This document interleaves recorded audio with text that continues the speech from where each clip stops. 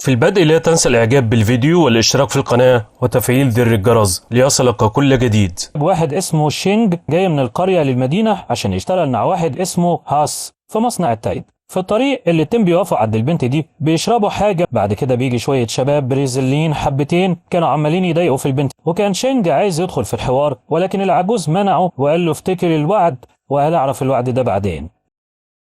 الطفل ده بيظهر وبيبيع الخبز والشباب بتاخد منه وبتاكل وبترفض الدفع. مش بس كده، دي كمان بتضربه لحد ما بيظهر هاس اللي نزل فيهم ضرب واحد ورا التاني واخد حق الطفل الغلبان ده، والكل بعد كده يهرب في الحال.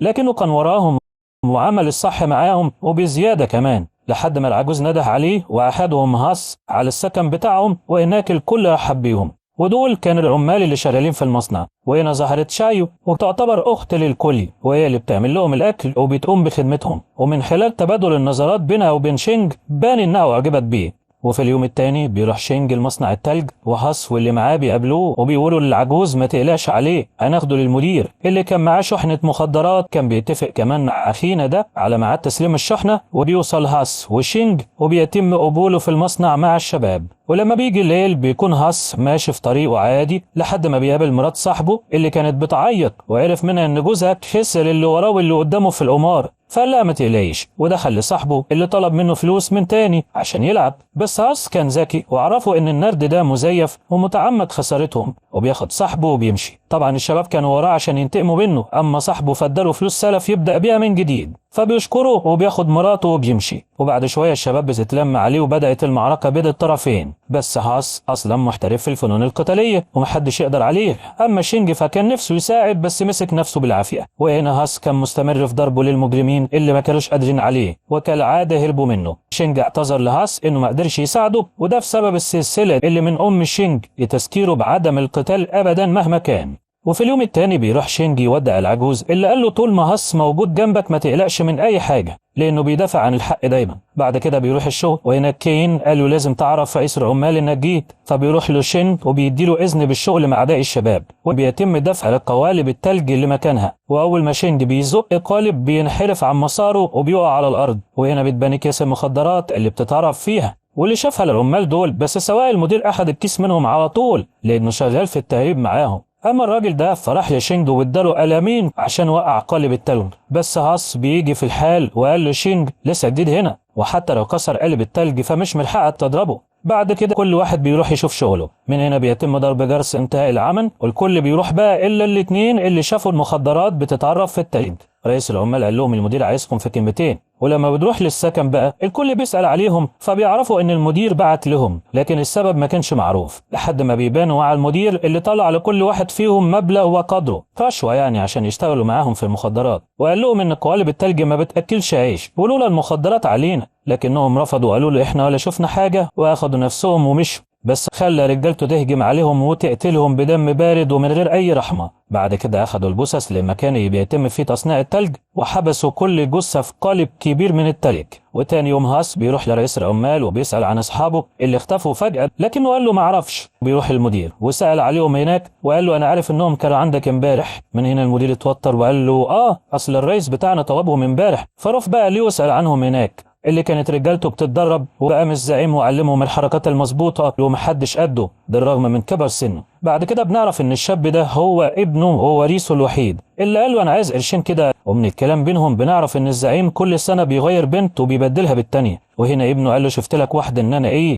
وشوية وبيجي للزعيم خبر ان هاس وصاحبه بره وعايزين يقابلوه. وفعلا بيدخلوا البيت من جوه وبيقابلوه وبيسألوه عن الشابين اللي اختفوا. فقال لهم الزعيم انهم كانوا فعلا هنا وانا استدعيتهم لمكافئتهم لانهم يستهنوا. بعد كده مشوا ومعرفش عنهم حاجة من وقتها، ولا مش همشي راقب كل واحد فيهم بقى. والاتنين شدوا مع بعض في الكلام، والزعيم استفز هاس خصوصا لما حاول انه يرشيه، لكن هاس رفضه بشدة وقال له انا هطلع من هنا على الشرطة على طول وابلغ عنك. وبياخد نفسه وبيمشي. بس رجالة الزعيم كانت مستنياه وكان عددهم كتير قوي، وحصروا هاس وصاحبه من كل اتجاه. وكان هاس بيدافع عن نفسه بمنتهى الشجاعة، وبالرغم من عددهم الكبير إلا إنه كان بيقتل فيهم واحد ورا التاني ومحدش كان قادر عليه، لدرجة إن المجرمين هاجموه بالأسلحة المختلفة للقضاء عليه. أما صاحبه فخد ضربة بالسلاح في ظهره جابت أجله في الحال. واستمرت المعركة بين هاس والمجرمين اللي قدروا إنهم يتغلبوا عليه. وابن الزعيم اداله ضربة بالسكينة موتته.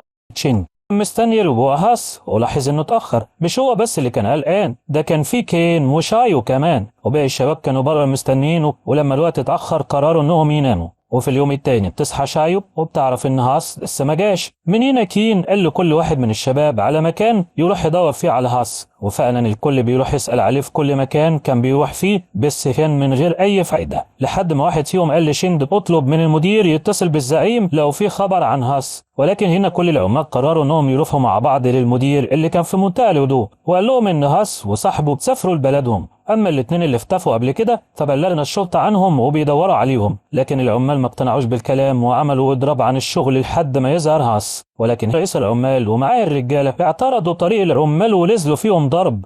لكن العمال ما سكتتش وكانت بتضرب فيهم هم كمان، والكل بقى بيضرب في بعضه. ولما المدير حس ان الامور خرجت عن السيطرة اتصل بالزعيم اللي قال له انا هتصرف. اما شينج فوعد لامه هو اللي كان ماسكه عن ضرب المجرمين. وهنا الزعيم بعت عربيه مليانه بالمجرمين اللي نزلت وكانت بتضرب العمال بمنتهى الوحشيه. وفجاه واحد منهم بيوقع على شينج يخلي السلسله تقع من رقبته، وزي ما يكون ما صدق زعق في الكل انهم يوتروا ضرب، وقال للمجرمين الراجل فيكم يقابلني. بيدخل اول واحد في تحدي مع شينج اللي بضربه منه جابوا الارض. من هنا الباقي خاف وقرروا انهم يهجموا مره واحده على شينج اللي كان مختلف جدا في القتال وكان محدش قده، وده خلى المجرمين تجري على العربيه ورجعوا مكان ما بوم. اما العمال فكانت في قمه سعادتها من قوه شينج.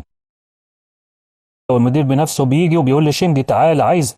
هنا العمال خافوا ان المدير يعمل فيه حاجه هو كمان، وقرروا يستنوا شينج قدام باب المدير. وبعد مرور شويه من الوقت بيخرج مساعد المدير ومع ورقه وعلاها على الجدار، والعمال جريت عليها. وبنعرف ان تم تعيين شينج كرئيس للعمال. هنا خرج من عند المدير والكل كان فرحان بالقرار ده، خصوصا ان شينج قوي وهيعرف يجيب حقهم بعد كده. الكل بيرجع على البيت وكانوا بيحتفلوا ونسيوا هاس خالص لحد ما شعلوا سألت عليه. وهنا عرفوا انهم نسيوه فعلا، وعمت حالة من الحزن على المكان من تاني، وخصوصا على شاي اللي كانت حزينة جدا عليه. ولكن شينج قدها وقال لها ما تقلقيش بكرة هتكلم مع المدير بنفسي. وفعلا تاني يوم الصبح بيقابل العمال وبيقول لهم لو هاس والباقيين ما رجعوش النهارده بكره هنكلم الشرطه، ورايح دلوقتي للمدير اشوف حل معاه. لحد ما بيجي الليل ووقت العشاء والشباب في السكن بيكونوا في انتظار شينج، اللي للاسف المدير ضحك عليه وعزمه على العشاء وخلاه يشرب ويسكر ولبعن الدنيا تماما، لدرجه انه تفيل البنت اللي معاه انها شاي اللي اضطرت انها تاكل هي والشباب بسبب تاخر شينج عليهم. اللي تاني يوم الصبح فاق وبيجري من المكان اللي هو فيه، ولكن لسوء حظه قابل شاي اللي عرفت ان المكان ده مشبوه.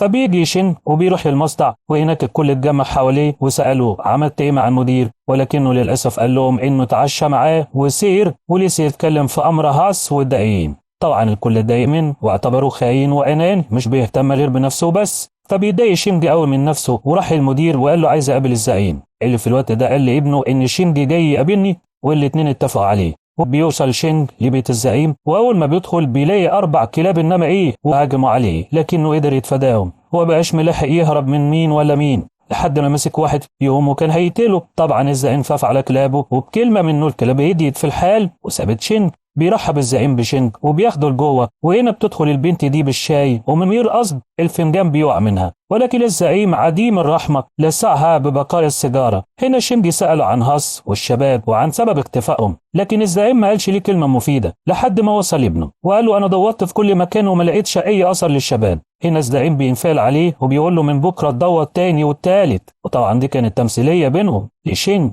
اللي افاد نفسه ومشي في الحال.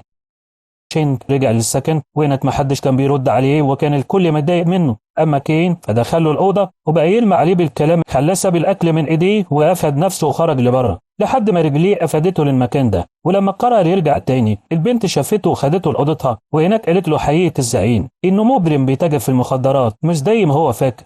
هنا شينج اتجنن وساب المكان ومشي في الحال، وابن الزعيم كان بره وسمع كل حاجه وده خلاه يقتل البنت الغلبانه دي. اما شايو فكانت بتفكر في هاس، وفجأة رجالة الزعيم بيخطفوها والباقي بيدخلوا على الشباب السكن لقتلهم. شين اللي راح لمصنع التلج ودخل هناك لأوضة التبريد وكان معاه كشاف وبدأ انه يدور في كل مكان على المخدرات او اي دليل يوصله الحاجة لحد ما لقى قالب التلج ده، ولما كسره لقى فيه فعلا اكياس المخدرات. ولكن المفاجأة الكبيرة كانت انه لقى قوالب التلج اللي تم دفن جثث اصحابه فيها، وظهر ابن الزعيم ورجالته اللي كانوا مراقبين شين ومقررين انهم يقتلوه. وفعلا بيتم الهجوم عليه وكان عددهم كتير جدا، بس شينج ما هموش، كان بيدافع عن نفسه بكل قوته ومحدش كان قادر عليه، كان بيخلص عليهم واحد ورا التاني لحد ما قضى على الكل. وجي بقى دور لقائه مع ابن الزعيم، والاتنين نزلوا ضرب في بعض، لكن شينج كان اقوى منه وقدر محركات جامده منه انه يسيطر عليه لحد ما وقع ومات. بعد كده التعب بيبان على شينج، فبيقرر انه يرجع للسكن من تاني ويغير هدومه، ولسه بيخرج رجليه اتزحلقت في دم كتير قوي، وقتها عرف ان المجرمين قتلوا اصحابه واحد ورا التاني بدون اي رحمه. اتجنن شينج وفضل يدور على شاي وينده عليها لحد ما لقى اخوه الصغير مقتول هو كمان. اخذ هدومه وقعد على البحيره وكان في قمه حزنه على اصحابه، ما كانش عارف يرجع لبلده من تاني ولا يستنى ويجيب حق اصحابه اللي تخيلهم قدام منه، لكنه أخذ القرار الصح ورمى هدومه في البحيرة وقرر الانتقام لأصحابه. وبيروح على بيت الزعيم اللي كان بيكلم رجالته بيقول لهم دوروا على ابني اللي اختفى من امبارح، لكن الرجالة بتشوف شين اللي كان داخل عليهم بكل ثقة ونزل فيهم ضرب واحد ورا التاني، وقدر من خلال حركاته وقبضته القوية القضاء عليهم، وما تبقاش إلا الزعيم اللي خرج له وهو معاه قفص العصافير ده. ولكن شينج ما نوش عليه ووقعه وأطلق سراح الطير اللي فيه، والاتنين دخلوا في مبارزة مع بعض. وكلنا عارفين العجوز ده عنده خبرة كبيرة جدا، فبالتالي الاتنين كانوا في مستوى واحد وما فيش حد كان قادر على التاني، وكان العجوز بيضرب بكل قوته لقتل شينج والتخلص منه، لدرجة انه اداله ضربة بالسكينة بس جت سليمة. البنت دي جريت على البيت اللي الشعيو محبوسة فيه وقالت لها هربي بسرعة نرجع لشينج اللي جاب اخره من العجوز ده، فقتله بقى بكل قوته وكل خبرة اكتسبها من فن القتال والكونغ فو، وادى للعجوز ضربة لحد ما العجوز طب ميت اخيرا. وهنا الشرطة بتوصل متأخر كالعادة، وشينج افتكر انهم عصابة وكان هيهجم عليهم، لكنه فاق في الوقت المناسب ونشي معاهم بكل هدوء. إذا أعجبك الفيديو فلا تنسى الإعجاب بالفيديو والاشتراك في القناة وتفعيل زر الجرس ليصلك كل جديد.